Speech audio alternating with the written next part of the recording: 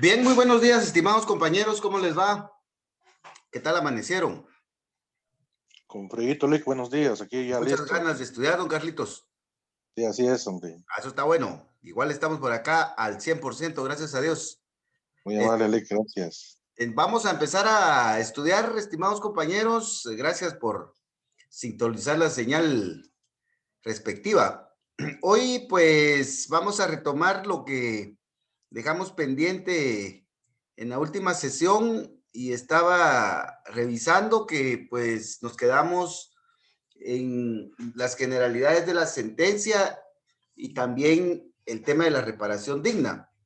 Entonces vamos a retomar los esquemas generales para posteriormente ver algunas incidencias importantes dentro del debate oral y público, como por ejemplo la ampliación de la acusación, eh, los incidentes, interrogatorios, cuestiones puntuales que les puede preguntar el examinador en el examen, ¿verdad? Entonces, eso es lo que vamos a retomar. Bueno, primeramente, pues nos vamos a ubicar, ¿verdad? En nuestro esquema más general que tenemos en el proceso penal guatemalteco. Y si recordamos, pues tenemos todo este esquema y estamos en el procedimiento común. Ya analizamos algunos procedimientos de desjudicialización y algunos específicos, nos faltan algunos, ¿verdad? Y estamos en el juicio. El juicio, se recuerdan que tiene tres etapas: la preparación del debate, el debate y la sentencia. Entonces, ahorita vamos a retomar la sentencia que se integra con el auto de reparación digna.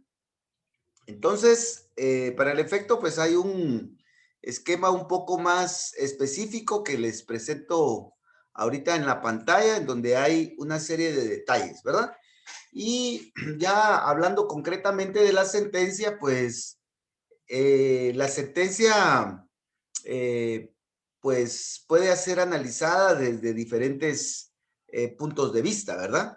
Puede ser analizada como una etapa del proceso, en este caso una etapa del debate, que sería la última, ¿verdad? La tercera y última, y que tiene una serie de actos procesales que la integran, ¿verdad? También podemos ver la sentencia como la forma normal de terminar el proceso. Si un proceso inicia, es para finalizar en sentencia, ¿verdad? Especialmente cuando hablamos del proceso penal. El proceso penal, cuando inicia, debe de continuar hasta llegar a sentencia. Nada debe de detener la persecución penal. Algunos tratadistas hacen un símil y dicen que la justicia penal es como una corriente de río abajo. Dice que el río no se detiene por nada y debe de llegar hasta su desembocadura. Entonces, lo mismo pasa en la justicia penal cuando hay una denuncia, cuando hay una querella, una prevención policial.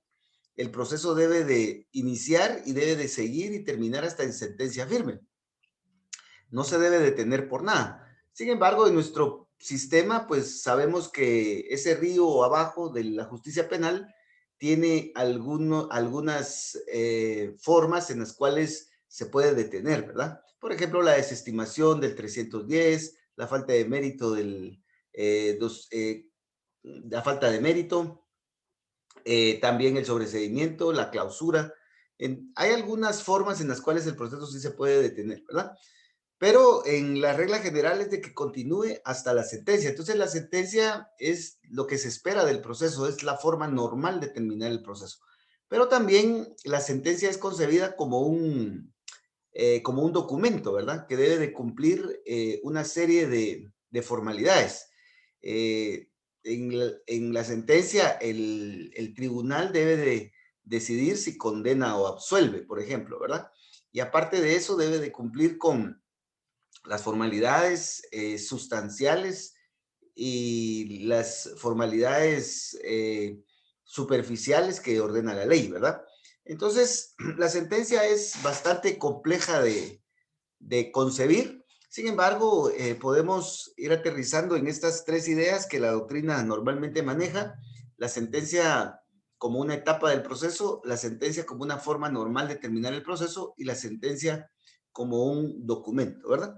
Entonces vamos a ver otra diapositiva en donde hay una idea un poquito más concreta de lo que debemos de recordar que es la sentencia. Bueno, la sentencia pertenece a un concepto más general que es la resolución judicial. Debemos de recordar que cuando el juez decide, en este caso el juez penal decide, el juez penal puede tomar diversas decisiones, ¿verdad? Entonces, el juez penal puede decidir de oficio o puede decidir porque se lo pidieron, ¿verdad? Por ejemplo, cuando el juez penal eh, señala una audiencia que algunas veces lo debe de hacer de oficio, pues ahí nadie se lo pide, ¿verdad? Por ejemplo, le pusieron a disposición al detenido dentro de las 6 horas, entonces el juez penal debe de señalar la audiencia de primera declaración, por ejemplo, de oficio, sin que se lo estén pidiendo. De la misma manera, puede ser que en la audiencia de primera declaración al juez penal le soliciten el auto de procesamiento. Entonces, ahí hay una petición. Entonces, el juez penal puede decidir porque la ley se lo ordena, porque lo debe de hacer de oficio, o bien porque las partes o una de las partes se lo ha solicitado, ¿verdad? Por ejemplo, la solicitud de orden de aprehensión que hace el Ministerio Público. Bueno, entonces el juez penal decide, ¿verdad? Pero como lo dice el artículo 28 de la Constitución, en el primer párrafo dice que las autoridades deben de resolver conforme a la ley, ¿ya? O sea que el juez penal no tiene amplia discrecionalidad para decidir de acuerdo a su voluntad, no, sino que el juez penal debe de resolver conforme a la ley, ¿verdad? El juez penal debe de conocer la ley, debe de interpretar la ley y debe de aplicar la ley, aunque a él no le parezca, ¿verdad? Entonces, el juez penal va a tomar decisiones y esas decisiones, aplicando la ley, las puede tomar en resoluciones, que es la forma o es la manera formal de expresar las decisiones. Y pues recordemos que el juez puede emitir decretos, autos y sentencias, ¿verdad? De acuerdo a la ley del organismo judicial, el decreto es una resolución de mero trámite. Por ejemplo, cuando el juez en la audiencia de primera declaración señala la audiencia de fase intermedia o señala la fecha en la que el Ministerio Público debe de presentar el acto conclusivo, ahí el juez está emitiendo decretos, porque simplemente está impulsando el procedimiento.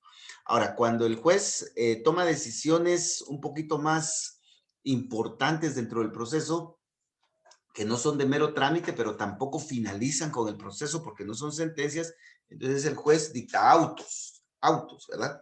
A estos autos en la doctrina también se les llama eh, resoluciones interlocutorias, así se les llama en la doctrina, ¿verdad? Pero nosotros lo conocemos como autos.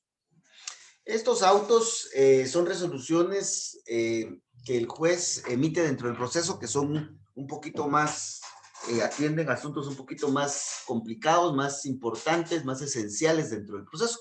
Por ejemplo, la decisión de ligar a una persona al proceso dictando el auto de procesamiento, ¿verdad? Artículo 320 del Código Procesal Penal. O sea que ligar a una persona no es a proceso, no es un asunto de mero trámite, sino que es una decisión importante, ¿verdad? O el auto de procesamiento, o el auto de apertura, o el auto en donde decide admitir o rechazar las pruebas. Esas resoluciones son muy importantes, entonces se deben de emitir un auto, ¿verdad? Y de ahí tenemos la otra decisión, que esta es la definitiva, ¿verdad? Que es la sentencia, que es en donde el juez decide el proceso. Es en donde él decide si condena o absuelve al acusado. Y pues aplica la ley sustantiva.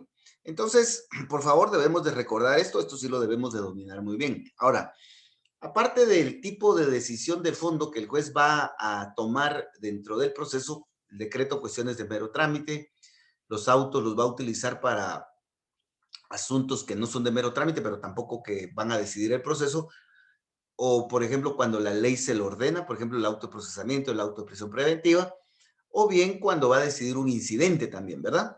Por ejemplo, se plantea un incidente en el debate, un incidente de detención ilegal, entonces el tribunal va a decidir ese incidente, si no lo hace en sentencia, como lo vamos a ver más adelante, lo va a decidir en un auto, ¿verdad?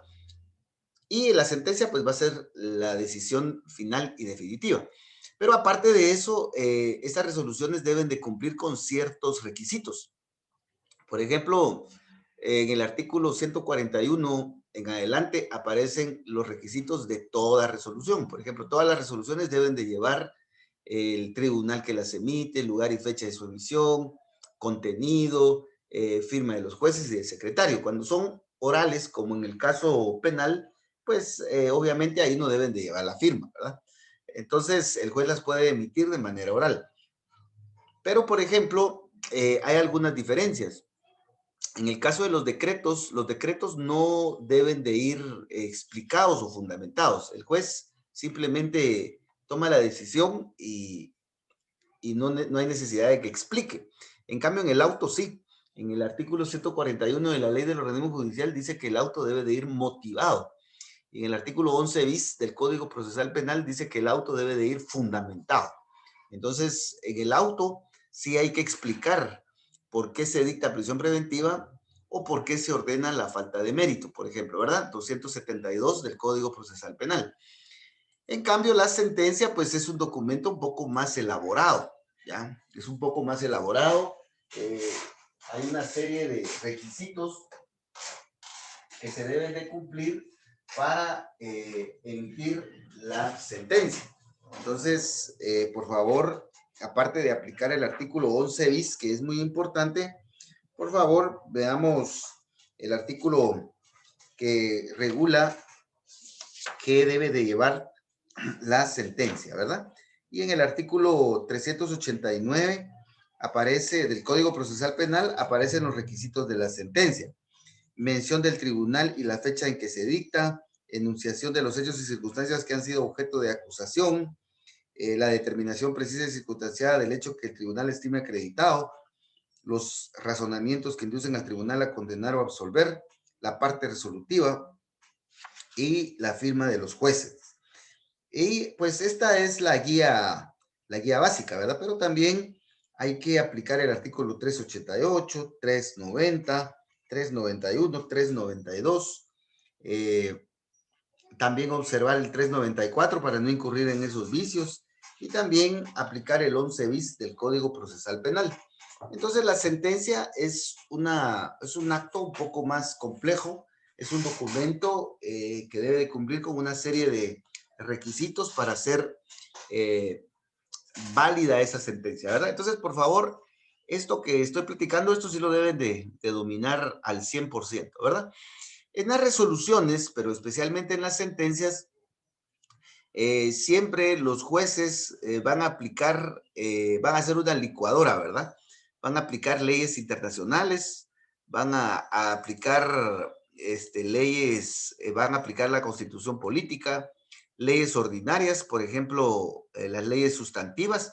Por ejemplo, cuando el juez dicta auto de procesamiento, el juez dice, se liga proceso al sindicado por el delito de homicidio, regulado en el artículo 123 del Código Penal. Entonces, ¿qué es lo que está haciendo el juez ahí? Está aplicando la ley sustantiva, es decir, el artículo 123 del Código Penal lo está aplicando al caso concreto, ¿verdad? Leyes procesales, por ejemplo, debe de observar que se cumplan los requisitos o se hayan agotado los procedimientos para poder dictar la resolución y también debe de obedecer leyes procesales de forma. Como les dije, que la resolución lleve lugar y fecha, el contenido, parte resolutiva, fundamentación, etcétera, ¿verdad? Pero también el juez puede dictar reglamentos. Por lo menos el juez, para dictar resoluciones y tomar decisiones, debe de observar estas normas, ¿verdad?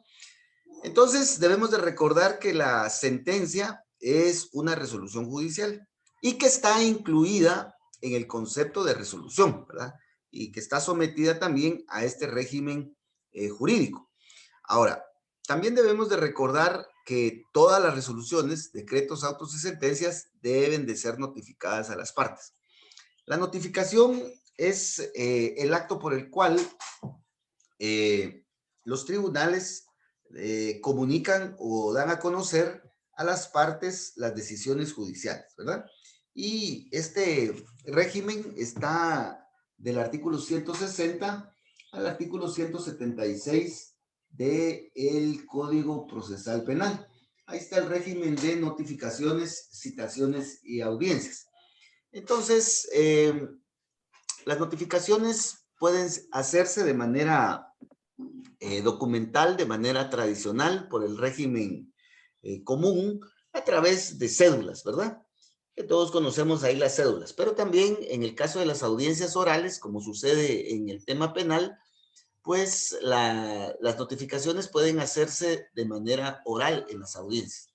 Entonces, cuando las audiencias son escritas, cuando las notificaciones son escritas y se realizan por el régimen normal, entonces el notificador del tribunal va al lugar señalado para recibir notificaciones y ahí notifica, ¿verdad? De una manera documental física. Ahora, cuando la resolución se dicta en audiencia, el juez la da a conocer en la audiencia, ¿verdad? De forma verbal. El juez es el que se vuelve en juez y notificador. Entonces, por ejemplo, el juez en las audiencias dice, se dicta, considerando, ¿verdad? Por tanto, se dicta prisión preventiva en contra del sindicado fulano de tal por el delito de asesinato regulado en el 132 del procesal penal. Número 2, el sindicado quedará recluido en la cárcel pública de varones de Cobán, Alta Verapaz. Número 3, remítase los oficios respectivos a donde corresponde. Con la emisión de esta resolución en esta audiencia y de manera oral, quedan notificadas las partes aquí presentes. Punto. Y ahí está la notificación, ¿verdad? Entonces, con la notificación, las partes quedan enteradas de su contenido. Ahora, si una resolución no ha sido notificada a las partes, entonces, pues no se le puede afectar, ¿verdad? Recordemos el artículo 12 de la Constitución, que nadie puede ser condenado ni limitado de sus derechos si antes no ha sido citado, oído y vencido en juicio. Citado, es decir, que por lo menos esté enterado de qué es lo que está pasando en el proceso, ¿verdad? Para que se pueda defender. Si luego de analizada la resolución, la parte que ha sido notificada considera que el juez incumplió la ley y además la está afectando, si se dan estos dos requisitos, como lo vamos a ver adelante, entonces tiene derecho a impugnar la resolución, buscar que la resolución sea revisada, que la resolución sea adaptada a la legislación y que obviamente de manera concreta esa resolución varíe a su favor, ¿verdad? Entonces, ahí se habilita el tema recursivo que vamos a ver adelante, ¿verdad? Entonces, por favor, en el tema de resoluciones, sí debemos por lo menos tener claras estas ideas, ¿verdad? Esto es muy importante. Por eso los quiero tener frescos, ¿verdad? Bueno, ahora veamos ya propiamente lo que es la sentencia. Ya algunos otros detalles de la sentencia. Bueno, la sentencia primeramente debe de ser producto de un procedimiento, ¿verdad?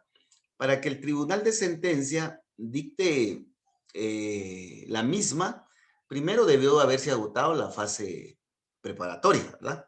Se debió haber agotado la fase intermedia. Se debió haber agotado la preparación del debate y el debate. Entonces, si ya se agotaron todas estas etapas, entonces ahora procede a dictar sentencia. Entonces, el juez debe de verificar que, como lo dicen ellos mismos en sus resoluciones, sea el momento procesal oportuno. Entonces, si ya se agotó la investigación, la fase intermedia, el ofrecimiento de pruebas y el debate, entonces ahora procede a dictar sentencia, ¿verdad? Procede a dictar sentencia. Entonces, veamos por favor que eso es lo primero que debe de verificar el juez. Si ya es oportuno dictar sentencia, Entonces, ahora el juez pues debe de aplicar las normas, ¿verdad? Las normas de todos los niveles para tomar la mejor decisión. Entonces, la sentencia penal de primer grado, la sentencia penal de primer grado, pues, como les dije al principio, puede ser concebida como una fase del debate, ¿verdad? Perdón, como una fase del juicio, como una fase del juicio, porque el debate ya terminó, disculpen, ¿no? Una fase del juicio. Entonces, la sentencia es la tercera y última fase del juicio, ¿verdad? Y definitiva. También la sentencia es un acto procesal en el cual el juez pues va a tomar la decisión de condena o absolución, ¿verdad? Como lo dice el artículo 390 y 391 del Código Procesal Penal. Pero antes de condenar o absolver, el juez debe de realizar una serie de actos procesales, ¿verdad? Entonces se recuerdan que vimos que el juez debe de deliberar según el artículo 386 con los otros jueces, en el orden que aparece acá, ¿verdad? Cuestiones previas, si hay incidentes que resolver, existencia del delito, responsabilidad del acusado. Ahí en el 386 está el orden.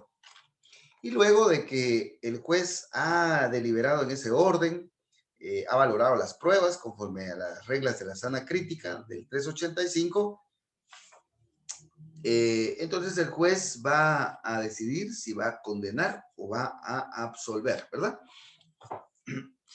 Y de ahí, una vez que el juez ha tomado todas esas decisiones, de por ejemplo, si existe el delito, si el acusado es el responsable, qué delito cometió, y además, qué pena le va a fijar, aplicando pues todas las normas, entonces el juez va a redactar la sentencia, ¿verdad? La va a tener que redactar, como ya les dije, cumpliendo con los requisitos del artículo 11 bis y 389 del Código Procesal Penal, y también el 141, el 145 de la Ley del Organismo Judicial. O sea que el juez aquí va a hacer una licuadora, va a hacer una mezcla, ¿verdad? Para poder dictar su mejor resolución, porque recuérdense que un error del juez va a ser advertido por el que se considere perjudicado por la sentencia,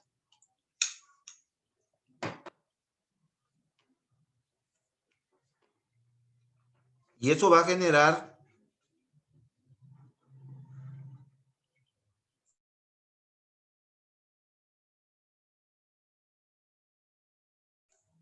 una impugnación, ¿verdad? Una impugnación. Entonces, ¿qué leyes puede aplicar el juez en la sentencia? Tratados y convenios internacionales, la Constitución política, la ley del organismo judicial. También va a aplicar normas procesales, por ejemplo, las sustanciales como las de la valoración de la prueba, 186 y 385. Va a aplicar las formales, la estructura de la sentencia, va a aplicar normas sustantivas, la teoría general del delito, la teoría general de la pena, va a aplicar normas especiales, por ejemplo, los tipos penales, que ya los vamos a empezar a ver. Puede también aplicar doctrina nacional, el libro de los doctores de Mata Vela y de León Velasco, doctrina extranjera, por ejemplo, invocar a Raúl Eugenio Zaffaroni, por ejemplo, jurisprudencia nacional de la Corte de Constitucionalidad o jurisprudencia de la Corte Interamericana de Derechos Humanos, puede aplicar reglamentos, o sea que el juez puede, como decimos los chapines, echar mano de toda herramienta jurídica para tomar la mejor decisión y explicar de la mejor manera esa decisión, la de condena o absolución, ¿verdad? Bueno, para finalizar con este tema, solo quiero que veamos lo siguiente. ¿Cuál es el estándar o cuáles son los estándares que el juez debe de considerar, los estándares más generales que el juez debe de considerar para condenar o absolver? Bueno, el juez va a condenar, el juez penal va a condenar solo si tiene certeza de la responsabilidad del acusado. Si el juez penal considera de que el acusado es el responsable del hecho del fallecimiento de la víctima, entonces el juez penal va a condenar, solo en ese caso. Ahora, si el juez penal está seguro, tiene certeza de que el acusado no fue, entonces lo tiene que absolver, ¿verdad? Porque el juez está seguro de que no fue. Y si el juez tiene duda, entonces por favor veamos el 14, último párrafo del procesal penal, en donde está que la duda favorece al reo, y veamos el 14 también de la Constitución, en donde está el tema de la duda, ¿verdad? Perdón, de la presunción de inocencia. Entonces, si el juez tiene duda, entonces debe de absolver, ¿ya? Entonces, por favor, esos son los estándares generales. Si el juez está seguro de que el acusado no fue, lo va a absolver. Si el juez tiene duda, lo va a absolver. Si el juez está seguro de que el acusado es el responsable del hecho, entonces lo condena, ¿ya? Esos son los estándares que establecen los artículos 14 de la Constitución y el 14 del Código Procesal Penal, ¿verdad? Y el 391 y 392 de esta última ley.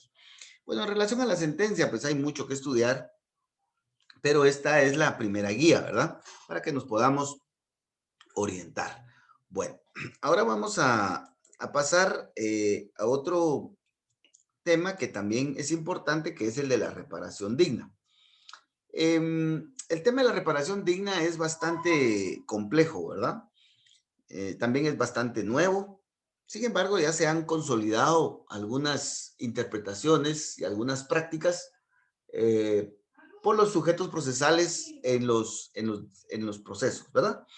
Bueno, primeramente vamos a ver que la reparación digna tiene su base en todo el sistema de reparación civil o de responsabilidad civil allá en el Código Civil, ¿verdad? En el viejo derecho romano, francés, italiano, etcétera, ¿verdad? Bueno, pero de ahí el tema de la responsabilidad civil salta al, al derecho penal, ¿verdad? Sustantivo y procesal. Entonces debemos de recordar la norma que también vamos a ver el próximo lunes, si Dios así lo permite, que el que es responsable penalmente también lo es civilmente, ¿verdad? Es decir, que si el sujeto comete un delito, debe de cumplir con una pena, es decir, ir a la cárcel o pagar una multa, y además debe de reparar los daños y perjuicios. O sea que hay doble consecuencia.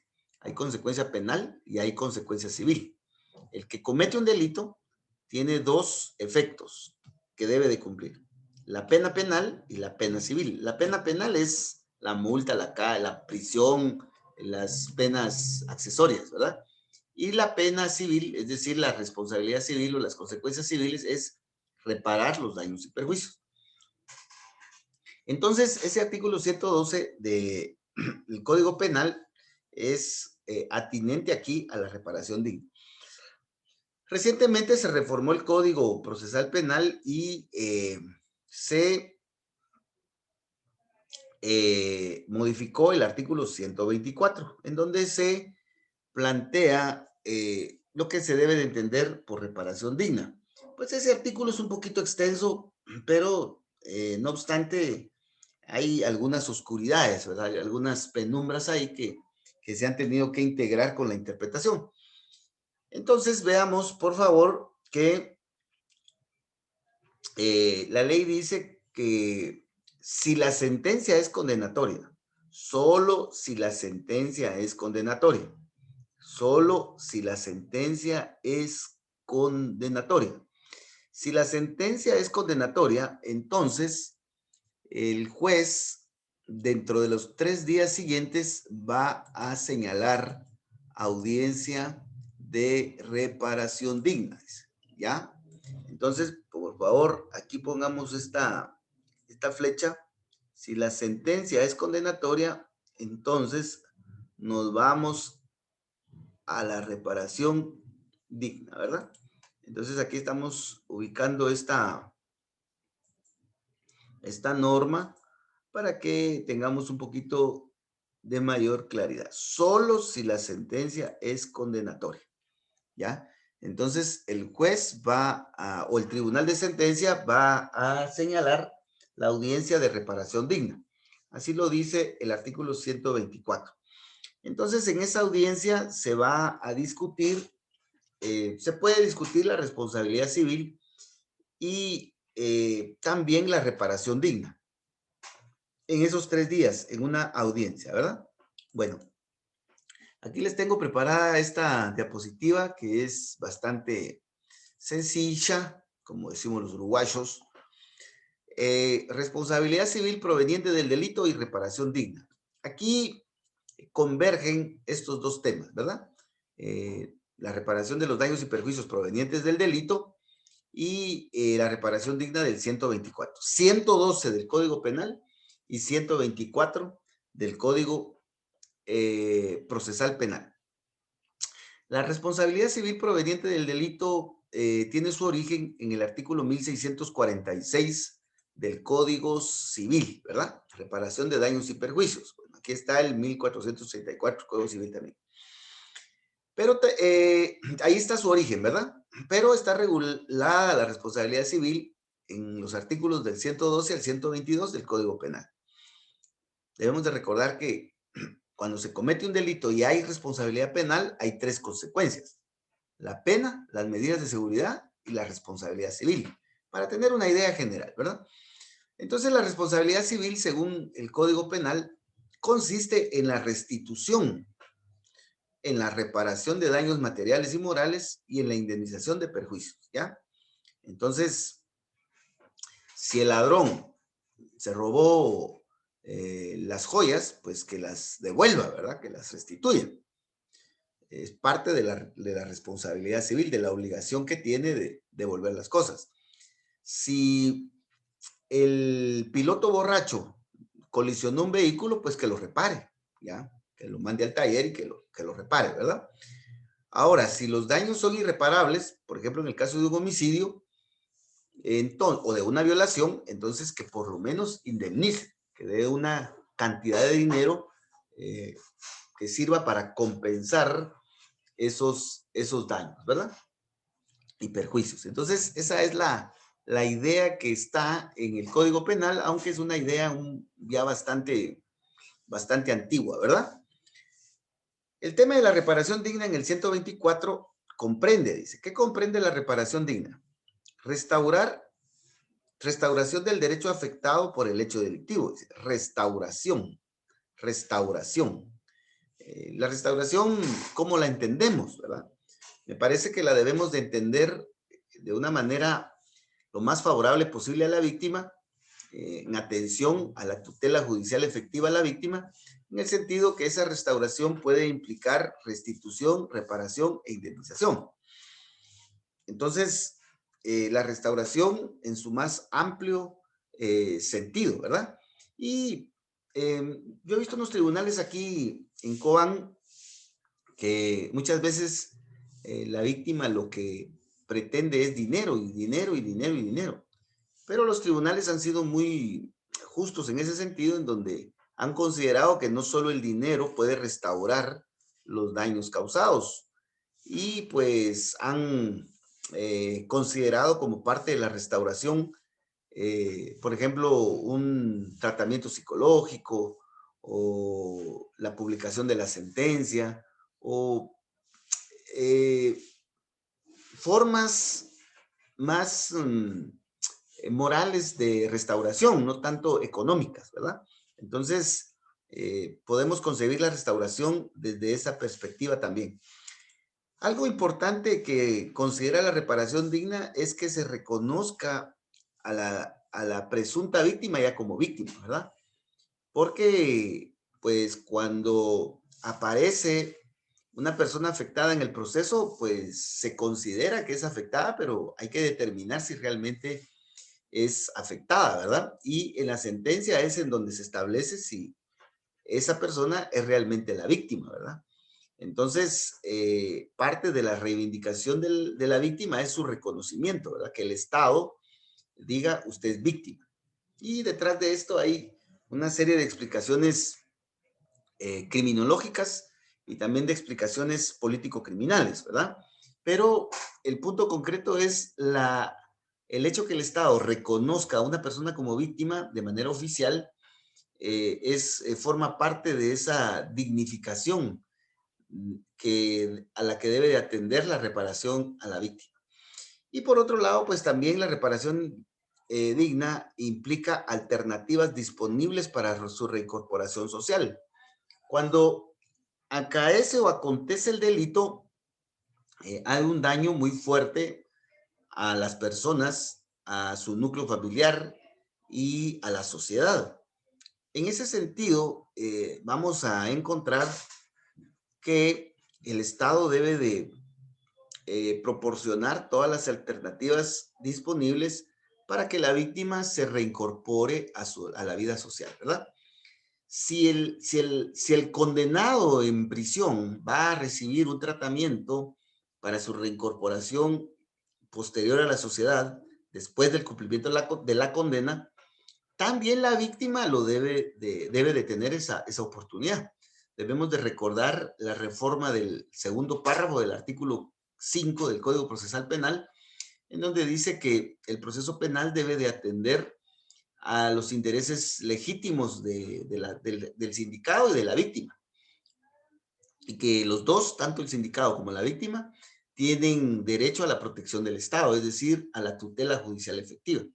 Entonces, la víctima también tiene derecho a que el Estado le dé todas las condiciones para, pues, regresar a la sociedad, ¿verdad? Regresar a la sociedad. Toda vez que recuérdense que el Estado nos promete seguridad, el Estado nos protege justicia, el Estado nos protege que va a cuidar nuestra vida, que va a cuidar a nuestra familia, etcétera.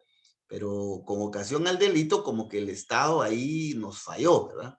Entonces por lo menos que nos dé las alternativas disponibles para, como víctimas, ya regresar a la vida normal en la mayor medida posible, ¿verdad? Bueno, esto tiene amplias discusiones, ¿verdad? Yo sé que tal vez ustedes han recibido cursos de victimología y pues ustedes saben que hay mucho más ahí.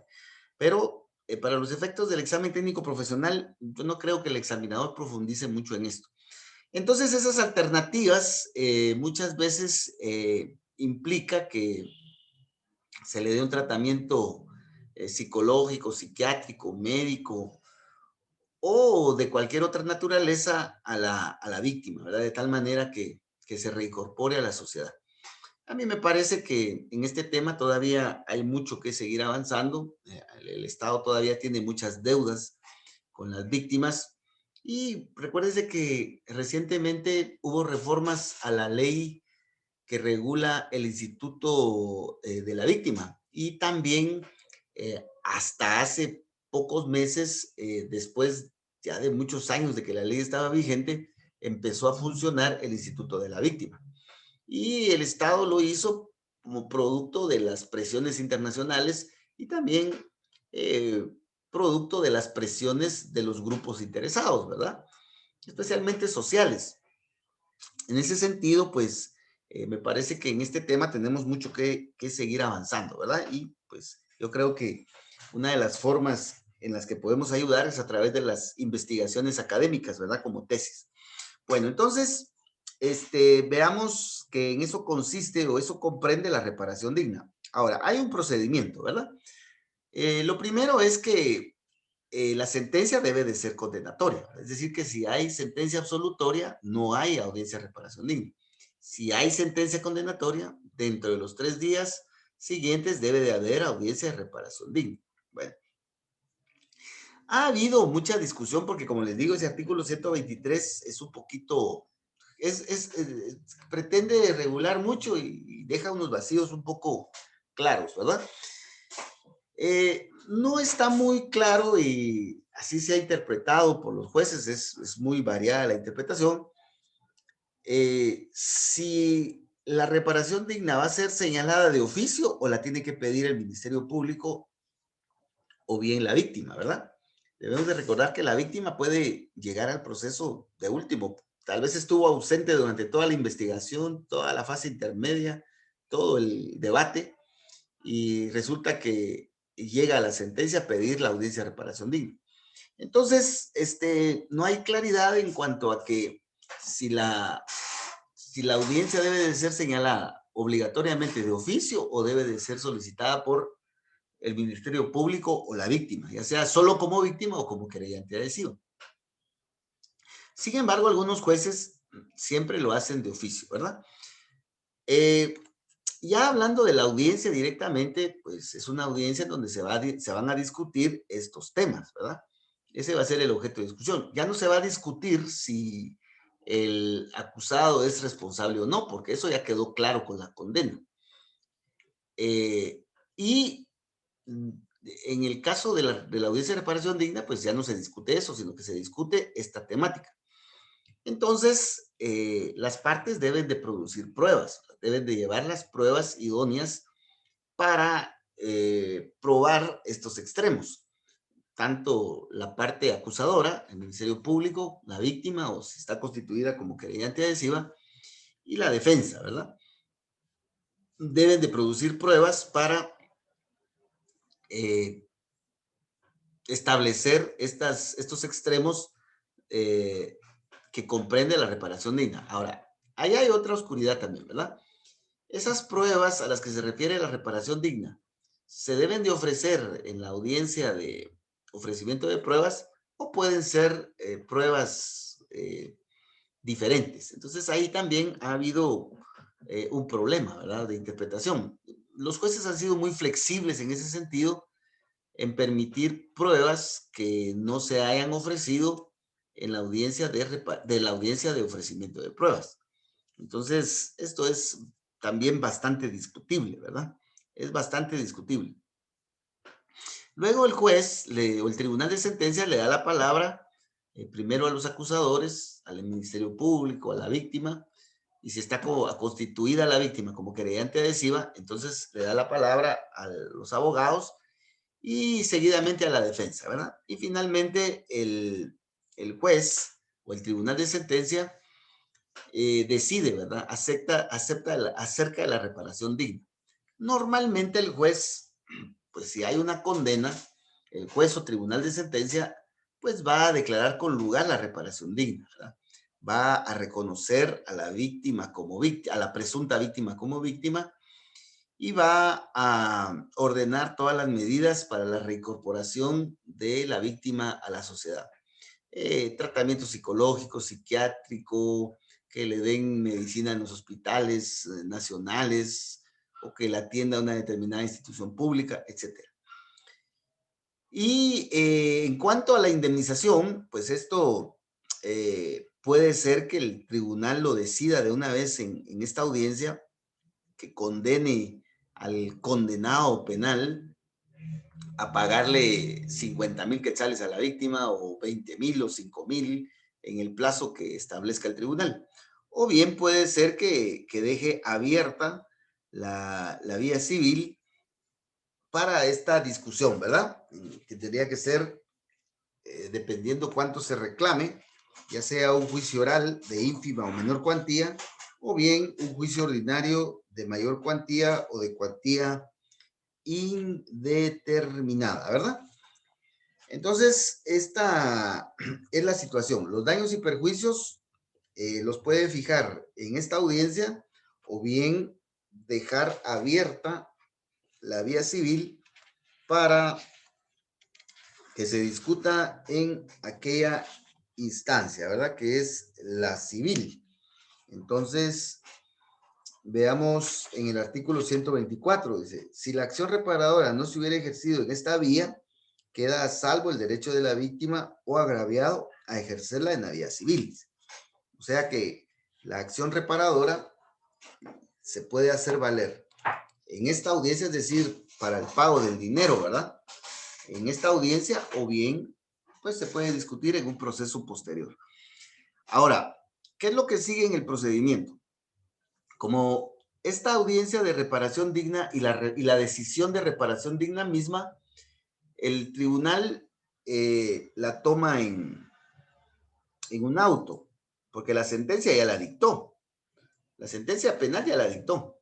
Entonces, todas estas decisiones, el juez dicta un auto y ese auto lo integra a la sentencia penal.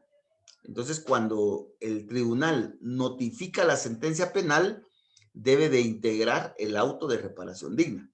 Entonces, la sentencia penal se conforma por la sentencia penal dictada inicialmente y el auto de reparación digna, ¿ya? En el caso de las sentencias condenatorias. Entonces, estimados compañeritos, pues esto es lo que tenemos en relación a la sentencia, ¿verdad? Obviamente, pues hay muchos otros detalles, pero me parece que esta es una buena guía para que ustedes repasen bien su ley y también, pues no creo que el examinador se extienda a otras áreas, ¿verdad? Bueno, si hay preguntas, las pueden hacer. Si no, pues vamos a pasar al siguiente tema. Aquí tenemos en la pantalla el esquema general del debate, ¿verdad? Del juicio, perdón, del juicio.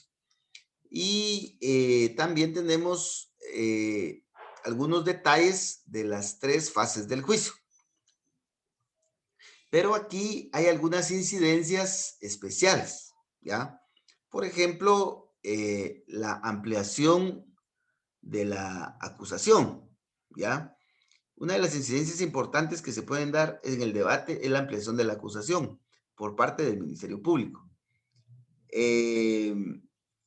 Y también tenemos algunos otros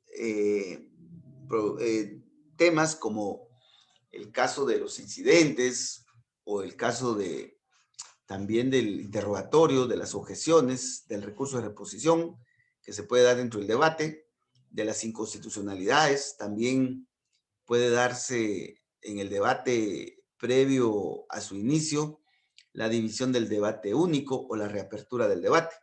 Entonces, todas esas incidencias son las que vamos a ver enseguida, ¿verdad? Incidencias especiales del debate oral y público. Bueno, aquí tenemos algunas incidencias, como por ejemplo la ampliación de la acusación, los incidentes, también la declaración del acusado, la objeción y recurso de reposición, la interrupción del debate y el amparo e inconstitucionalidades en casos concretos. Bueno, antes de ver estas incidencias que son propias del debate, vamos a ver 2 incidencias que se pueden dar antes y después del debate. Antes y después del debate. Esa incidencia que se da antes del debate y que ha llamado mucho la atención de la doctrina y de la academia, aun cuando en la práctica pues no se utiliza, es la cesura del debate. La cesura del debate, que está en el artículo 353 del Código Procesal Penal. Entonces, por favor, ubiquémonos en el 353. Pero esto ocurre antes del debate. Antes del debate. A esta figura también se le llama en la doctrina cesura del debate. Apunten ahí, cesura del debate. ¿Ya? Cesura del debate o división del debate único. ¿En qué consiste esta figura de la cesura del debate o de la división del debate único? Pues el debate está diseñado para concluir en una sola audiencia y lo antes posible. Sin embargo, el debate puede ser dividido si se dan estas circunstancias. Si el delito es grave, por ejemplo, si es secuestro, asesinato, narcotráfico, si alguna de las partes lo solicita, el Ministerio Público o el defensor. Entonces, si se dan estos requisitos, si el delito es grave y lo pide el defensor o el Ministerio Público, el debate se puede dividir, tratando primero la cuestión de la culpabilidad, dice, y después lo relativo a la pena. Entonces se divide en 2 el debate: discusión de la responsabilidad penal y discusión de la pena. Entonces, por ejemplo, antes del debate, el defensor pide la palabra y le dice al juez de sentencia o al tribunal de sentencia: señor juez, con fundamento en el artículo 353 del Código Procesal Penal, la defensa solicita la división del debate único o cesura del debate. Toda vez, señor juez, que en este caso se puede establecer del auto de apertura que el delito por el que se va a juzgar al acusado es grave, como lo es el delito de asesinato regulado en el artículo 132. Y es de nuestro interés ejercer el derecho de que se divida el debate. Una primera parte en donde se discuta sobre la responsabilidad penal y la segunda parte si hubiere si se declara la responsabilidad penal, que se discuta la pena. Entonces el tribunal, antes del debate, ¿verdad?, le da la palabra al Ministerio Público. Pues independientemente de qué es lo que diga el Ministerio Público, el juez va a decidir, ¿verdad? Si el juez declara con lugar la solicitud, entonces va a ordenar que el debate se divida en dos, ¿ya? La primera parte, que es la que se va a discutir, en la que se va a discutir la culpabilidad, y la segunda parte, culpabilidades, y la segunda parte es en donde se va a discutir la pena. Entonces lo decide el juez. Entonces, cuando inicia el debate, el juez debe de anunciar, ¿verdad? Debe de anunciar que el debate ha sido dividido o se ha decretado la cesura del debate. Y entonces de ahí se desarrolla el debate normal. Veamos, veamos el artículo 353. Para la decisión de la primera parte del debate, se emitirá la sentencia correspondiente, es decir, la sentencia de culpabilidad. Y esa sentencia de culpabilidad se complementará con una resolución interlocutoria. Como les dije, ¿cuáles son las resoluciones interlocutorias? Las resoluciones interlocutorias son los autos, apunten ahí, ¿verdad? Resolución interlocutoria es un auto. Donde dice resolución interlocutoria, anoten un auto. ¿Ya? Entonces, según la doctrina, a los autos también se les llama resoluciones interlocutorias. Y esa resolución interlocutoria, que es el auto, ahí es en donde se va a determinar la pena.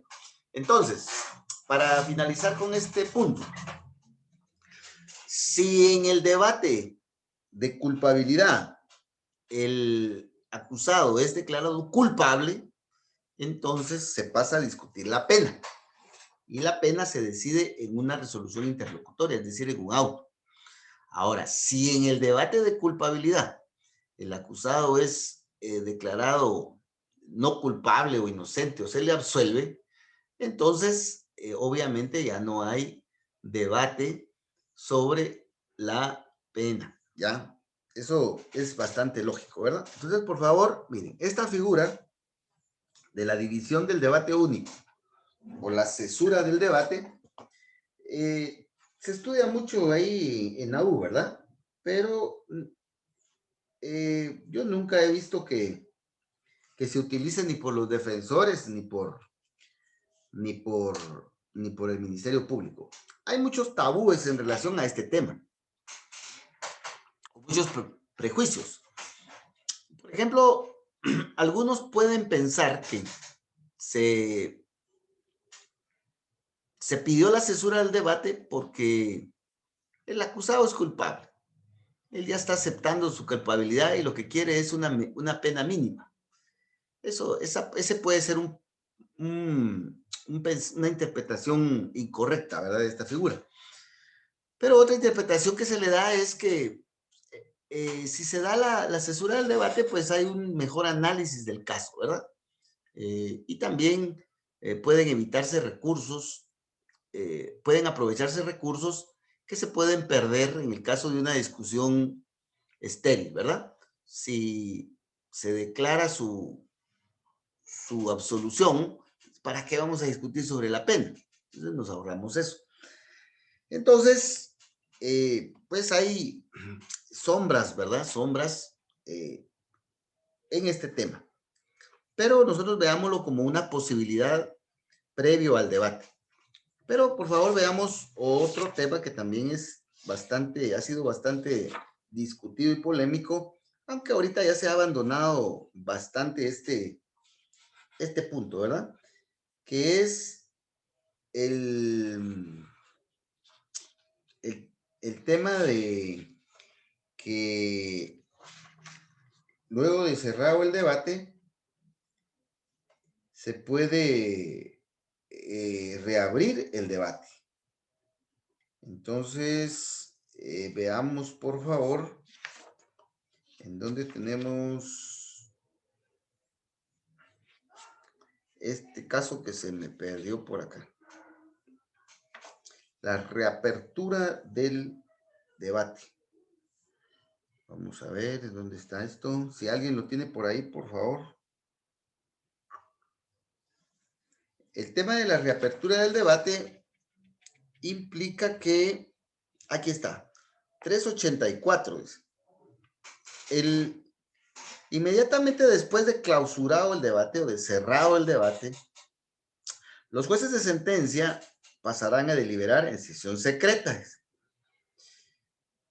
Si el tribunal estima indispensable o de manera imprescindible durante su deliberación recibir nuevas pruebas o ampliar las incorporadas para disponer a ese fin, podrá disponer para ese fin la reapertura del debate. Resuelta la reapertura, se convocará a las partes a la audiencia y se ordenará la citación urgente de quienes deban declarar o realizar los actos correspondientes. La discusión final quedará limitada al examen de los nuevos elementos. La audiencia se verificará en un término que no exceda de 8 días. Entonces, el tribunal ya terminó el debate y está deliberando, pero considera que es necesario, en ese caso, para tener mayores elementos,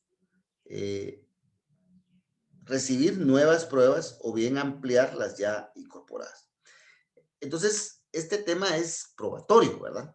Es probatorio. Entonces, prácticamente aquí el tribunal oficiosamente incorpora pruebas nuevas al debate o pruebas de ampliación al debate.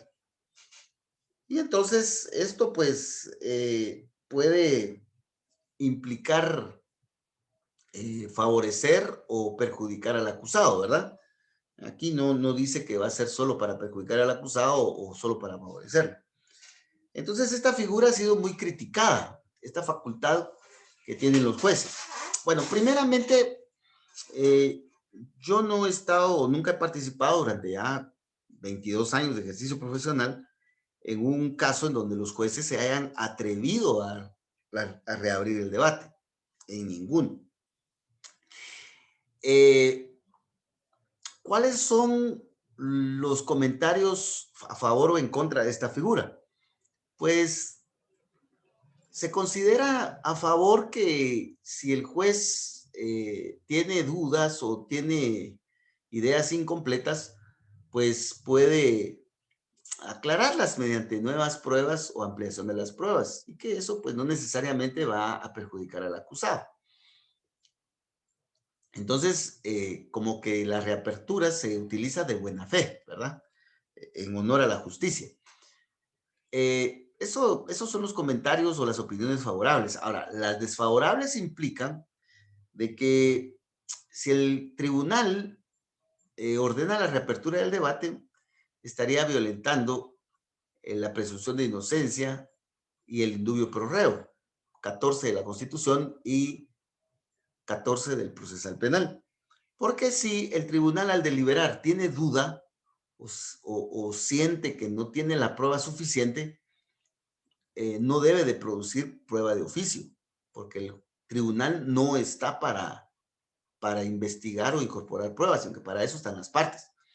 Y que si tiene duda, pues debe de favorecer al acusado y debe de hacer prevalecer la presunción de inocencia, si el Ministerio Público no alcanzó a probar determinados hechos. Entonces, para muchos, la reapertura del debate es una ilegalidad, ¿verdad? Es una inconstitucionalidad. Sin embargo, como aún está vigente el artículo, pues todavía lo tenemos ahí, lo tenemos que estudiar, ¿verdad? Pero en eso consiste. Entonces, Para finalizar con estos dos primeros puntos, la división del debate único o la cesura del debate se da antes del debate, ¿ya? Eso tiene que quedar claro. Se debe de dar en la preparación del debate. La reapertura del debate se da después del debate, se decide después del debate, ¿ya? Entonces, eso es lo que debemos de tener claro ahí, ¿verdad? Ahora nos vamos a centrar directamente a las incidencias, a estas 1, 2, 3, 4, 5, 6 incidencias. Las vamos a ver así rápido. Veamos, por favor, este detalle. Aquí tenemos el debate y posibles incidencias. El debate es la audiencia en la cual las partes, tanto acusadoras y la defensa, con base en los principios de estructura propia de las incidencias del debido proceso, discuten a profundidad y en definitiva, ante el tribunal de sentencia, independiente e imparcial, el fondo del conflicto, ¿ya? Tanto en cuanto a las pruebas, los hechos y el derecho. Pura teoría del delito, ¿verdad? Perdón, pura teoría del caso. Con base en la acusación y solicitud de apertura a juicio, auto de apertura, el derecho a la acción y el derecho a la defensa y la discusión final. Para que al final el tribunal de sentencia pues decida condenar o absolver al acusado con base en la ley. Esta es una pequeña definición de lo que es el debate. Ahora ubiquemos el debate. Bueno, tenemos primeramente procedimiento común, fase de investigación, intermedia, juicio, ¿verdad? Y ejecución. Y tenemos las impugnaciones, ¿verdad? Recurso, apelación especial y casación. Y aquí tenemos el juicio. Y el juicio se divide en 3, preparación, debate y sentencia. La cesura del debate o la división del debate único se da aquí en la preparación. Y la reapertura del debate se decide en sentencia, ¿verdad? Al momento de que están deliberando los jueces, ni siquiera al dictar sentencia. Bueno, el debate está inspirado en estos principios que ya hemos visto. Y aquí pues tenemos otra perspectiva de la estructura del debate, ¿verdad? Conformación del tribunal, estructura, apertura, incidentes, declaración del acusado, recepción de pruebas, discusión final, clausura, cierre. Y de aquí tenemos cómo se integran el tribunal de sentencia de acuerdo a si van a conocer de manera unipersonal o de manera integrada, o bien si los jueces del tribunal de sentencia pues no van a conocer, sino que van a remitir el proceso al tribunal de mayor riesgo, ¿verdad? Eso es lo que también ya vimos. Bueno, ahora veamos, por favor, que aquí en el debate oral y público, se pueden dar muchas incidencias, pero estas 6 son las que me parece les pueden preguntar. Bueno, primeramente tenemos la ampliación de la acusación.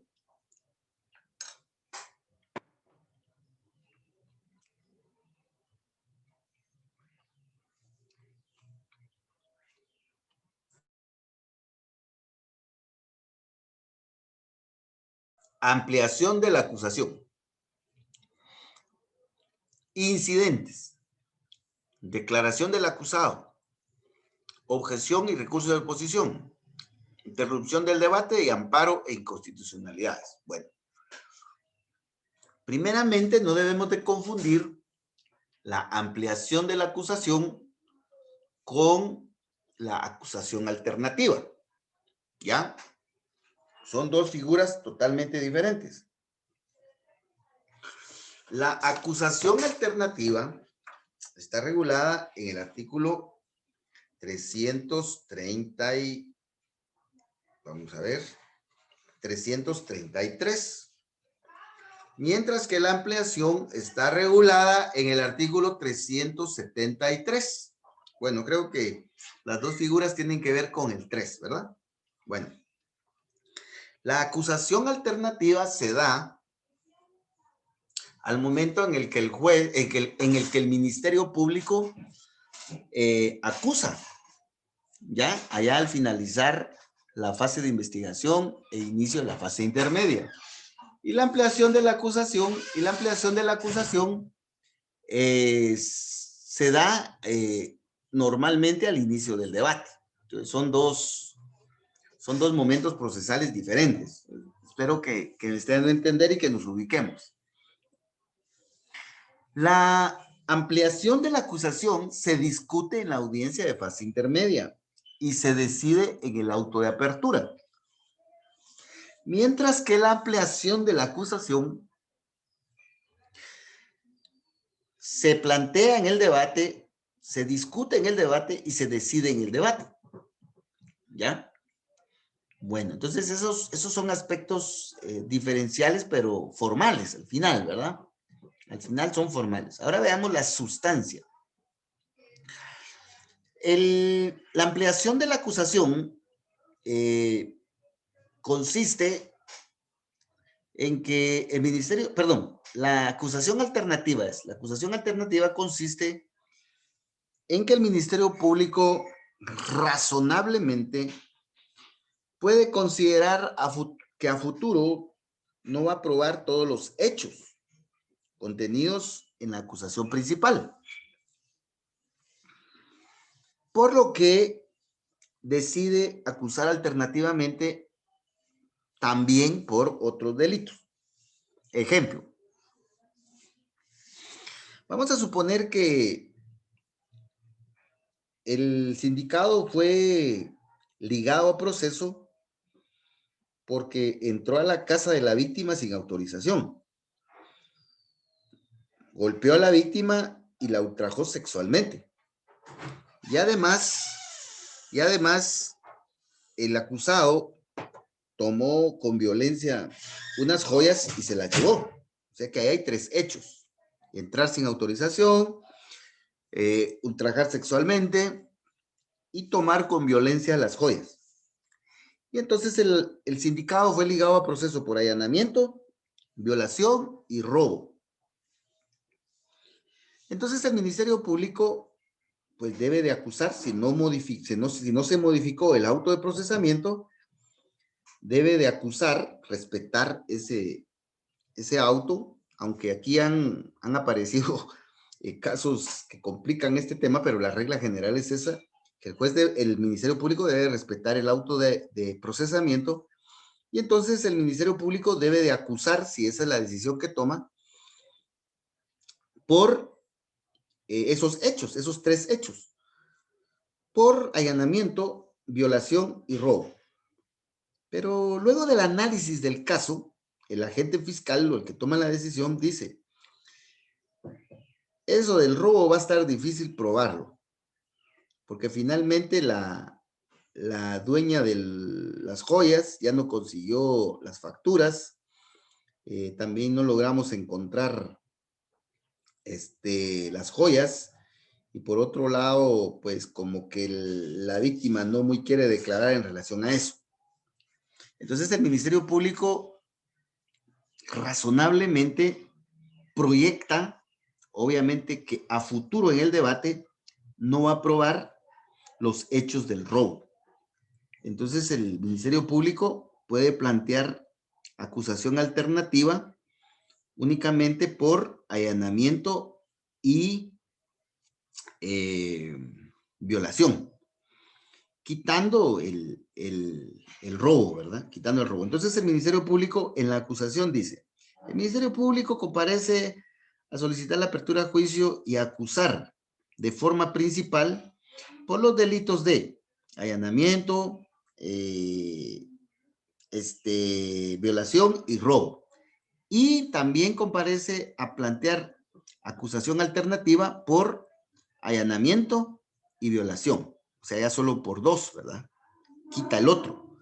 Entonces, en la acusación alternativa necesariamente va a haber una acusación principal y una acusación secundaria, que es la alternativa, que es una acusación que le favorece al acusado porque son menos hechos. Y si son menos hechos, el delito debe de ser menor, ¿verdad? Ya sea porque se le quite delitos o porque se utilice una figura menos grave. Sería ilógico que una acusación alternativa aumente delitos o la acusación alternativa implique un delito más grave a la acusación principal, ¿verdad? Eso sería absolutamente ilógico. Este tema de la acusación alternativa también tiene sus oscuridades, tiene sus puntos polémicos, pero con este ejemplo que les estoy dando, podemos tener una idea, ¿verdad? Así rápidamente, ¿verdad? Vamos a suponer que el auto de procesamiento está por asesinato, solo por asesinato, porque el sindicado planificó la muerte y ejecutó la muerte. Entonces, el Ministerio Público acusa principalmente por asesinato, por la planificación y por la muerte. Pero el Ministerio Público se da cuenta de que tal vez no va a poder probar la planificación. Entonces, decide acusar alternativamente por homicidio, ¿ya? Solo por homicidio. Entonces, siempre la acusación principal debe de ser por un delito más grave que el de la acusación alternativa, ¿verdad? Al final, esto se discute en audiencia fase intermedia y el juez en el auto de apertura decide, ¿verdad? Si admite la acusación principal y la acusación alternativa o solo admite la acusación principal, ¿ya? El artículo 333 es un poquito flojito en ese sentido, ¿verdad? Bueno, espero estarme dando a entender, si no, pues pueden preguntar, ¿verdad? Tomen su cafecito con toda confianza. Ya se van a ir a descansar. Bueno, ahora veamos lo que es la ampliación de la acusación. Ampliación de la acusación. Vamos, pues que valga la pena la mañana, que valga la pena. Si ya nos levantamos, pues estudiemos bien, ya solo un rato nos queda. Ampliación de la acusación por parte del MP. La ampliación de la acusación, aquí les tengo un cuadrito, veamos por favor, veamos aquí el cuadrito. Vamos a ver este cuadrito. Bueno, ya no le puse colores, pero el Ministerio Público solicita la ampliación de la acusación según los casos de procedencia del artículo 373, incluyendo un nuevo hecho o incluyendo una nueva circunstancia. Vamos a suponer que el auto de procesamiento fue dictado en contra del sindicado porque él entró a la casa y además ultrajó a la víctima. Entonces, por allanamiento y violación. Y pasó la fase intermedia y llegamos al debate.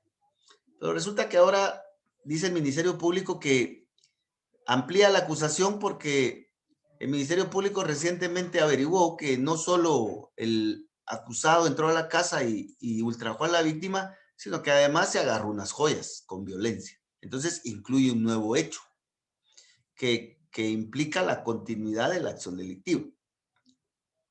O bien incluye una nueva circunstancia, ¿ya? Que, por ejemplo, el sindicado fue ligado a proceso por homicidio, porque con un disparo de arma de fuego mató a la víctima. Y pues se admitió la acusación por homicidio, etcétera. Pero al inicio del debate, el Ministerio Público dice que ha descubierto una nueva circunstancia relacionada con el hecho, que la víctima estaba dormida y que no se pudo defender, y que por lo tanto hay alevosía, y que por lo tanto no es homicidio, sino es asesinato. Entonces, incluye la circunstancia de que la víctima estaba dormida. Entonces, estos son dos actos de procedencia. Este nuevo hecho, esta nueva circunstancia, no debió haber sido mencionada en la acusación o en el auto de apertura y que tenga una implicación en la modificación legal de la calificación legal del delito, la pena o integre la continuación delictiva, ¿verdad? Entonces, por favor, veamos claramente que la ampliación de la acusación tiene que ver con un nuevo hecho o una nueva circunstancia. La ampliación de la acusación no es para ofrecer pruebas que se me olvidaron o ofrecer pruebas que recientemente aparecieron. No. o únicamente para discutir la calificación del delito. No. La ampliación de la acusación tiene que ver con la inclusión de un nuevo hecho o una nueva circunstancia. Es fáctica, ¿verdad?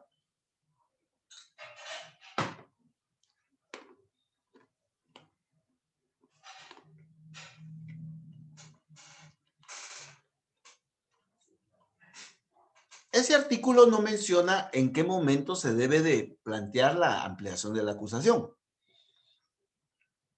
Si al inicio del debate, si en medio del debate o al final del debate. Pero lo oportuno es al principio, para que se aproveche toda la discusión. Entonces el MP plantea la ampliación de la acusación, el juez admite para su trámite la discusión y le da audiencia a todas las partes, al querellante y a la defensa. El querellante normalmente pues se adhiere, ¿verdad?, a lo que dice el MP. Y la defensa pues normalmente se opone porque eso perjudica al acusado, ¿verdad? Finalmente el tribunal decide. Sin lugar la solicitud de ampliación, se rechaza la ampliación de la acusación, se mantiene la acusación original según el auto de apertura y el debate continúa sobre esa base. Ahora, ¿qué pasa si el tribunal admite la ampliación de la acusación? Se declara con lugar la ampliación de la acusación, se tiene por ampliada la acusación en los términos que mencionó el Ministerio Público y los que defina finalmente el tribunal, y si no ha declarado el acusado, pues se puede recibir nueva declaración de él. Y la defensa puede pedir que se suspenda el debate o que el debate continúe, ¿verdad? Este ya es un derecho que tiene la defensa y para el efecto veamos el 373, ¿verdad? Veamos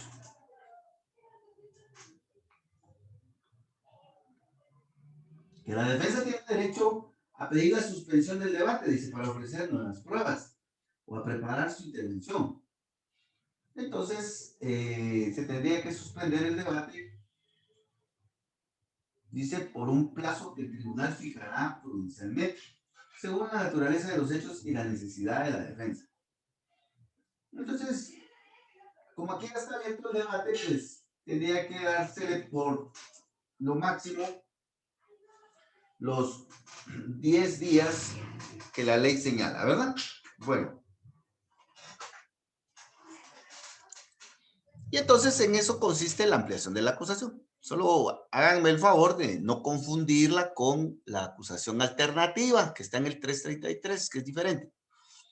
Y también sobre qué versa la ampliación de la acusación. Bueno, ya para ir finalizando, veamos por favor el tema de los incidentes, ¿ya? El tema de los incidentes, que se da antes de la oportunidad de que el acusado declare. Incidentes. Bueno, el tema de los incidentes en el ámbito procesal es bastante complejo, pero aterrizando un poco, vamos a ver que los incidentes en general están regulados en el artículo, del artículo 135 al 140 de la Ley del Organismo Judicial. En el Código Procesal Penal, el artículo 150 bis los regula de manera general, ¿ya? Pero para el caso de los incidentes en el debate, están regulados en el artículo 369, ¿ya? Entonces, por favor, aquí nos ubicamos claramente. Los conceptos generales del incidente en el proceso en general están en la Ley del Organismo Judicial. Y debemos de recordar que los incidentes son procedimientos accesorios a un procedimiento principal, y en ese procedimiento accesorio se discute un asunto específico relacionado con el asunto principal. Y la decisión que el juez tome en relación al asunto que se discute en el incidente, pues obviamente debe de incidir en el proceso, en el asunto principal, ya sea de una manera parcial o de una manera definitiva. Eso depende mucho de la naturaleza del incidente. Por ejemplo, si se plantea un incidente de detención ilegal, Normalmente los defensores pretendemos la inmediata libertad del sindicado, ¿verdad? Entonces ahí ese es un incidente muy ambicioso, ¿verdad? Porque se pretende que el tribunal, empezando el debate, declare la detención ilegal y que lo deje libre. Eso es algo bastante radical dentro del proceso.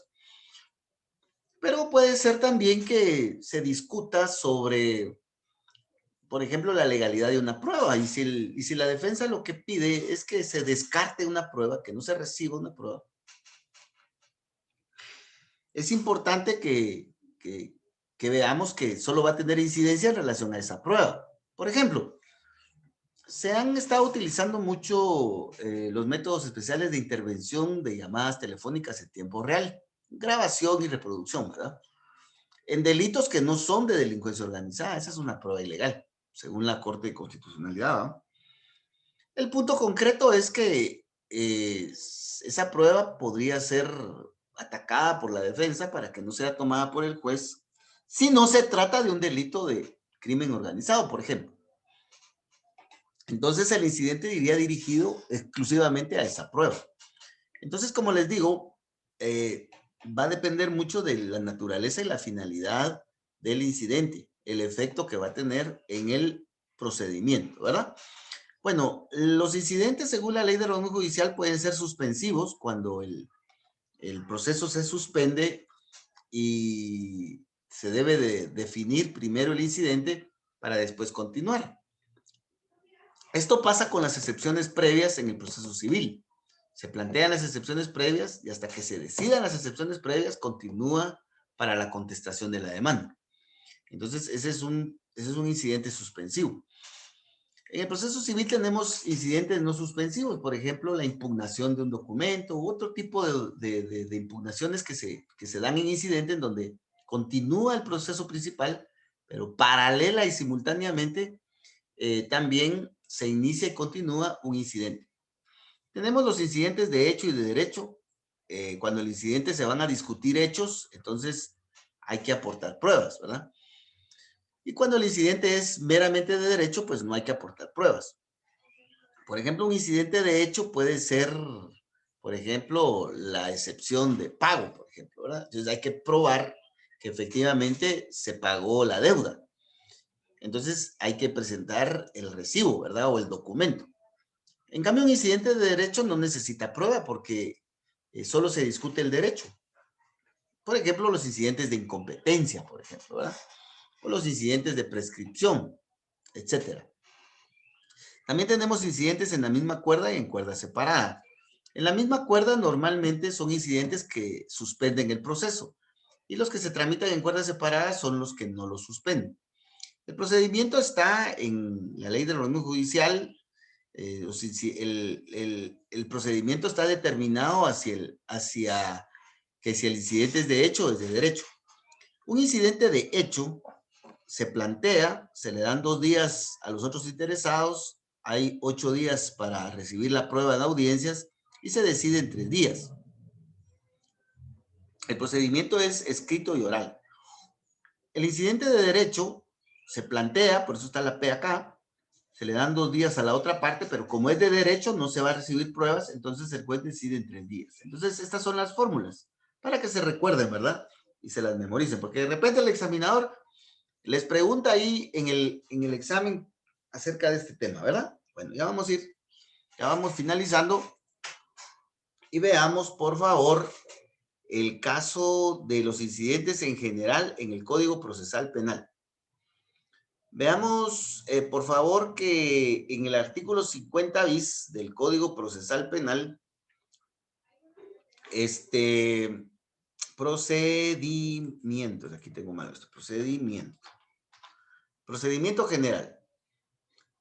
Según el Código Procesal Penal, en el artículo 150, hay un procedimiento general de incidentes, un procedimiento general. Y tenemos procedimientos especiales cuando se trata de incidentes orales, en audiencias orales o en el mismo debate. Entonces, el caso de los incidentes generales, por ejemplo, cuando se plantea una prejudicialidad, que es donde normalmente se da, ¿verdad? Cuando en la fase intermedia se plantea una prejudicialidad, y no es en una audiencia.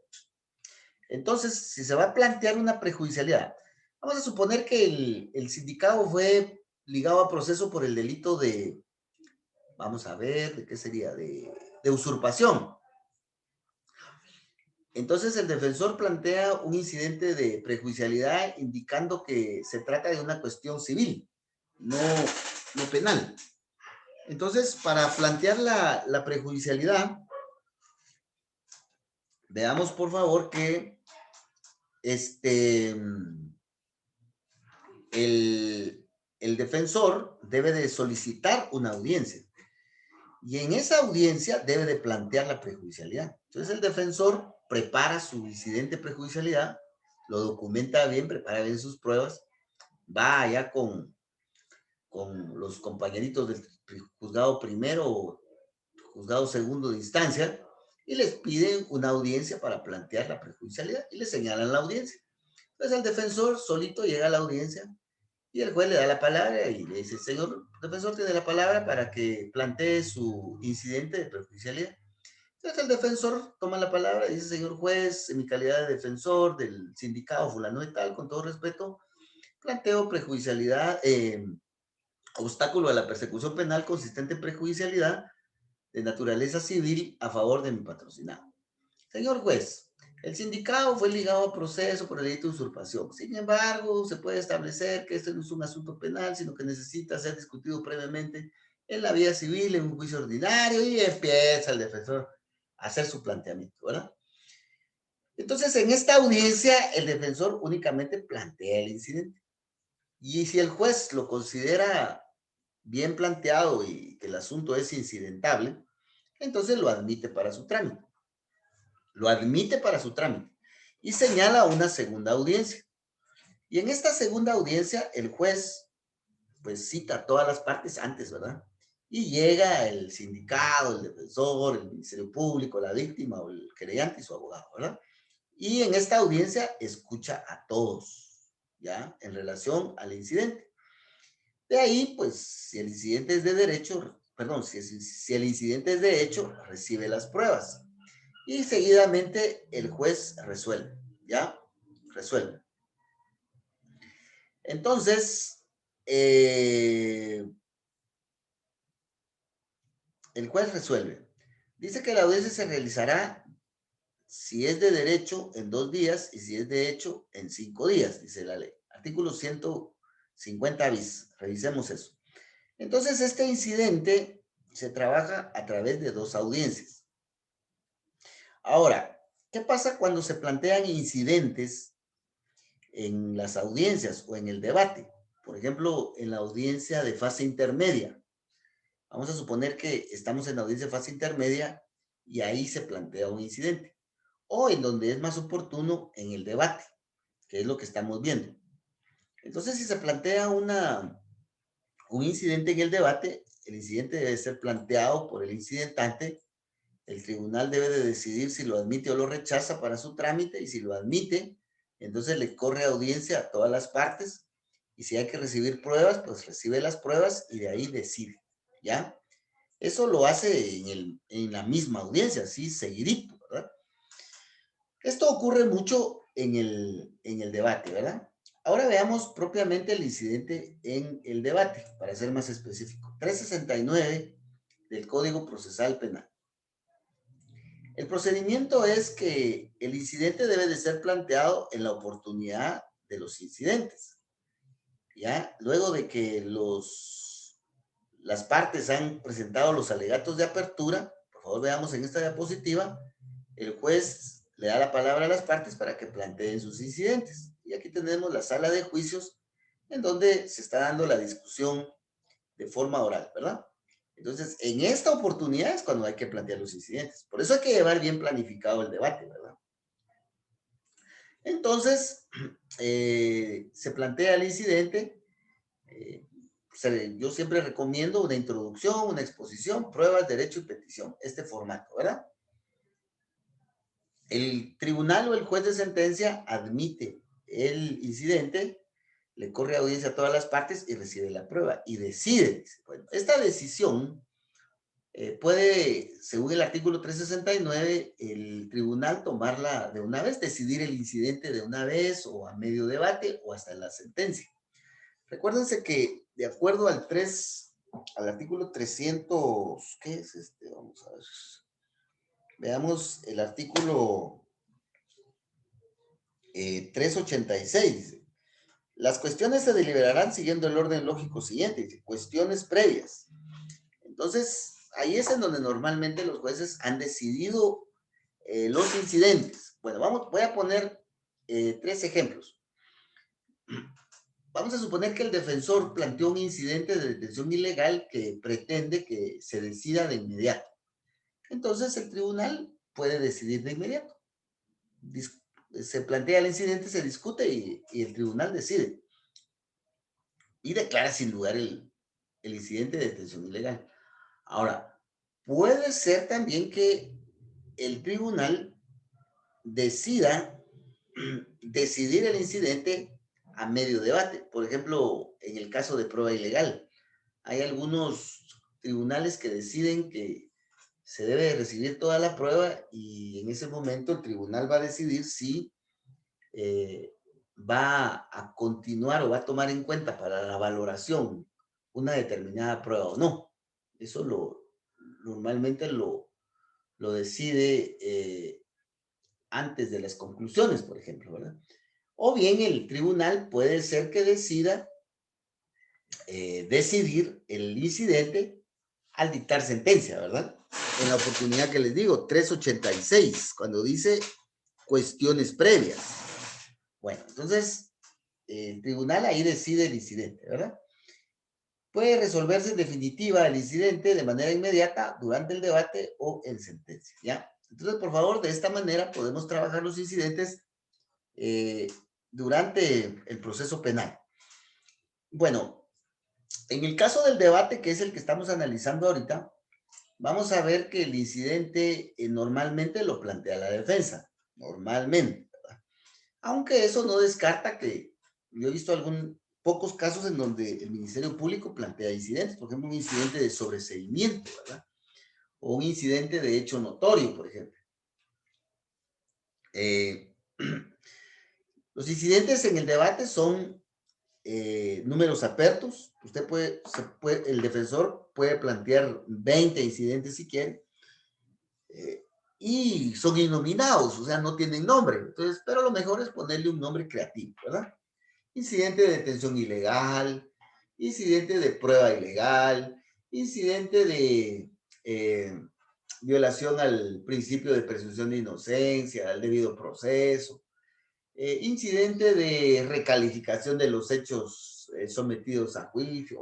Ahí ya depende mucho de la creatividad del incidentante, ¿verdad?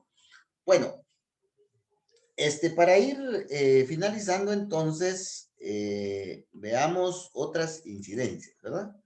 Ahora veamos el caso de la declaración del acusado. La declaración del acusado, el acusado puede decidir abstenerse a declarar o declarar. Esta es una decisión del acusado, no del defensor, ¿ya? El defensor solo le debe de indicar los pros y los contras de abstenerse o de declarar. Es como el médico, ¿verdad? El médico le dice, mire, fíjese que usted tiene esto, si usted se opera, esto puede pasar, si no se opera, esto puede pasar, pero usted decida. Entonces el médico no lo puede agarrar a uno y someterlo a la cirugía a la fuerza, ¿verdad? O en contra de la voluntad. Entonces, lo mismo pasa acá. El defensor solo debe de ilustrar al acusado a declarar o no declarar. Él es el que va a decidir. Si el acusado decide abstenerse de declarar, es una decisión muy de él, ¿verdad? Como dirían ahí los memes, ese es asunto de él, ¿ya? El defensor solo lo asesora. Esta decisión del acusado no lo debe perjudicar por la misma advertencia que le hace el juez. No es sometido a interrogatorio y el acusado puede declarar en cualquier otra etapa del procedimiento, ¿verdad? Y además, aquí me faltó, creo que esta decisión debe de ser estratégica. Es decir, que debe de servir para algo. O sea, no, el acusado no debe de decidir abstenerse a declarar porque no está preparada su defensa, o porque no sabe qué decir, o no sabe qué hacer, etcétera, ¿verdad? Sino que debe de ser para un fin último que tiene la defensa, ¿verdad? Ahora veamos si decide declarar. Entonces, si decide declarar, el acusado tiene derecho a no declarar contra sí mismo o en contra de sus parientes. Debe de ser amonestado. Esto quiere decir ser invitado a declarar, a conducirse con la verdad. Tiene derecho a usar la palabra siempre y cuando sea coherente con la acusación, y lo va a interrogar, ¿verdad? Lo va a interrogar el MP primeramente, el querellante adhesivo después, el defensor, y dice que por último el tribunal. Sin embargo, esto es discutible, ¿verdad? Muchos jueces actualmente pues no interrogan, ¿verdad? Con tal de no generar una inclusión de oficio que pueda perjudicar al acusado, ¿verdad? Y eso atenta en contra de su imparcialidad y objetividad. El acusado puede ampliar su declaración en cualquier momento, siempre que no redunde, ¿verdad?, en lo que ya declaró. Bueno, entonces, esta es otra incidencia importante. Y veamos finalmente, por favor, el caso de las objeciones y la protesta y sus efectos. Así rápidamente, ¿verdad? Se pueden utilizar objeciones o protestas dependiendo de la situación que se dé en el debate. Por ejemplo, si una de las partes considera que en el debate el juez, porque eso es cuestión del juez, en el debate el juez, los jueces o el tribunal, ¿verdad? El juez está violando el procedimiento. Esto depende mucho de que si son tres jueces o es un juez unipersonal, porque esto ya cambió, ¿verdad? Entonces, la objeción debe de ser dirigida al presidente, ¿ya? O bien a los tres jueces. Eso va a depender de quién haya tomado la decisión. Ahora, si es un juez unipersonal, pues solo al juez, ¿verdad? Lo que más genera complicaciones es cuando es a un juez, cuando es un tribunal integrado. Veamos, pues.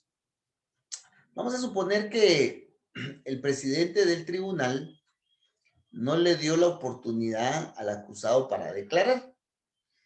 Entonces el defensor levanta la mano y le dice: señor juez, con todo respeto, con fundamento en el artículo 366 del procesal penal, objeto la omisión en la que usted incurrió al no darle la palabra al acusado. Entonces decide el tribunal. Entonces el tribunal decide. Pero viene el tribunal y dice: no se le va a dar la palabra al acusado. Así de una manera muy arbitraria, ¿verdad? Eso puede suceder, ¿verdad? Lo normal es de que el tribunal corrija su omisión y le dé la palabra. Ahora, cuando se trata de un juez unipersonal, pues solo a él se dirige, ¿verdad? Vamos a suponer que el juez unipersonal no le dio la palabra al acusado, entonces se dirige la objeción directamente al juez unipersonal. Si el juez unipersonal o el tribunal en pleno no le da la palabra al acusado, no obstante que el defensor ya objetó, entonces el defensor puede plantear recurso de reposición, ¿ya? Entonces levanta la mano nuevamente el defensor y plantea el recurso de reposición. El tribunal le da trámite al recurso de reposición, escucha a las otras partes y decide el recurso de reposición. Entonces, vamos a suponer que el defensor planteó el recurso de reposición porque el tribunal decidió no darle la palabra al acusado para que declare. Entonces, si el tribunal decide declarar sin lugar el recurso de reposición, el punto decidido tiene incidencia y si el punto tiene incidencia en el sentido de la sentencia, entonces esto equivale a la protesta de anulación que habilita recurso de apelación especial, ¿ya? Esto habilita apelación especial, ¿ya? O sea que una simple objeción puede votar una sentencia condenatoria, ¿verdad? Ahora, si el tribunal declara con lugar el recurso de reposición, entonces se revoca la resolución objetada y se decide conforme al recurrente, ¿verdad? Entonces, aquí les puse con rojo porque esta decisión del tribunal puede tener incidencia para plantear el recurso de reposición, de apelación especial. Y el recurso de apelación especial puede lograr la anulación total de una sentencia. Esto pasa cuando se está dirigiendo el procedimiento. Ahora, ¿qué pasa con el interrogatorio? El interrogatorio, por ejemplo, al acusado, a testigos o a peritos.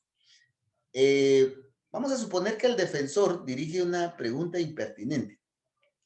El Ministerio Público plantea objeción a esa pregunta y el juez la declara sin lugar. Vamos a suponer que el defensor le dice al testigo clave, ¿verdad? Que, por ejemplo, una pregunta totalmente impertinente, bueno, no se me ocurre una ahorita, pero podría ser, por ejemplo, en un homicidio con disparo de arma de fuego. Viene el defensor y le dice al testigo, le dice, ¿verdad que usted conocía al acusado y él fue abanderado de la escuela? Él era un buen estudiante en la escuela primaria y que por eso él jamás pudo haberle disparado a la víctima. Y viene el testigo y dice, sí, tiene razón, el acusado siempre fue buen estudiante en la escuela y él nunca pudo haberle disparado a la víctima. Entonces, esa es una pregunta totalmente impertinente y el Ministerio Público plantea la objeción. Pero viene el juez, la declara sin lugar y permite la pregunta. Entonces, el Ministerio Público puede plantear recurso de reposición, buscando que la pregunta no sea respondida. Entonces, el Ministerio Público plantea eh, reposición, le da la palabra a todas las partes y decide. Bueno, decide el recurso de reposición.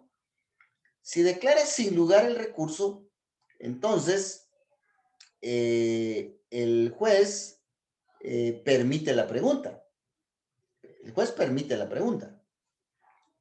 Pero esa objeción del Ministerio Público le va a permitir después plantear recurso de apelación especial. De apelación especial. Especial, ¿verdad? Y equivale a protesta de anulación. Ahora, si declara sin lugar el recurso, pues entonces el juez no va a permitir la pregunta. Pero vamos a suponer que el juez declaró sin lugar el recurso de reposición y permite la pregunta. Y viene el testigo y responde, sí, fíjese que el acusado fue muy buen estudiante en la escuela, era el abanderado y era el capitán del equipo de fútbol, y él nunca pudo haber disparado el arma, ¿verdad? Entonces, el juez finalmente permitió la pregunta y la respuesta, pero el Ministerio Público planteó recurso de reposición y esa pregunta está protestada, esa respuesta está protestada. Si el juez, con base en esa respuesta, absuelve al acusado, entonces el Ministerio Público puede plantear recurso de apelación especial por motivo de forma y lograr la anulación de la sentencia, ¿ya? Entonces, por favor, estos son como cartuchos que se van guardando para ver cómo queda después el resultado de la sentencia para poder plantear recurso de apelación. Finalmente, estimados compañeritos, ya para finalizar, se puede dar la interrupción del debate. Yo creo que esto ya lo vimos en el sentido de que si el debate se suspende y no inicia al 11º día, entonces el debate se interrumpe, ¿ya? Bueno, vamos a suponer que el debate se suspendió el día 8 de febrero del 2021. Entonces, el debate debe de continuar a más tardar el día 11. Si contamos, el día 8 fue suspendido. Perdón, el día 8 fue suspendido. Tenemos día 9, un día, día 10, 2 días, día 11, 3 días, día 12, 4 días, día 15, 5 días, 16, 17, 18, 19. Tenemos 1, 2, 3, 4, 5, 6, 7, 8, 9 días. Lunes 22, 10 días. A más tardar el debate debe de continuar el 23 de febrero. Si fue suspendido el día 8 de febrero, a más tardar el debate debe de continuar el día 23. Si no continúa el día 23, entonces el debate se considera interrumpido y entonces debe de continuar, debe de reiniciarse, ¿verdad? Desde el principio, ¿ya? Ahora, cuando se trata de amparos o inconstitucionalidades, debemos de recordar que como los amparos y las inconstitucionalidades sí tardan más de ese tiempo, ¿verdad? Entonces, en este caso, la misma ley indica de que no se interrumpe el debate, ¿verdad? Veamos el artículo 360 y 361. Ahí aparecen esos extremos, ¿verdad? Bueno, entonces, estimados compañeritos, pues aquí lo vamos a dejar enseguida. Pues vamos a ver los recursos, nos hacen falta los recursos, nos hacen falta también algunos procedimientos específicos y la ejecución. Entonces ya con eso vamos a entrar a ya las leyes especiales y a la actualización, ¿verdad? Entonces, si hay preguntas o hay comentarios, pues los pueden hacer. Si no, pues lo vamos a dejar por acá. Yo les voy a mandar las diapositivas más adelante. Y nos miramos el día lunes a las 5 de la tarde, si Dios así lo permite, con derecho penal sustantivo. Seguimos con la teoría general de la pena para finalizar, teoría de las medidas de seguridad. Vamos a repasar otro poquito la responsabilidad civil y entonces terminamos con la parte general y vamos a entrar a la parte especial, ¿verdad? Entonces, del Código Penal. Entonces lo vamos a dejar acá. Feliz fin de semana y nos miramos el lunes. Feliz fin de semana, Eric. Igualmente a todos. Adiós, licenciado. Igualmente.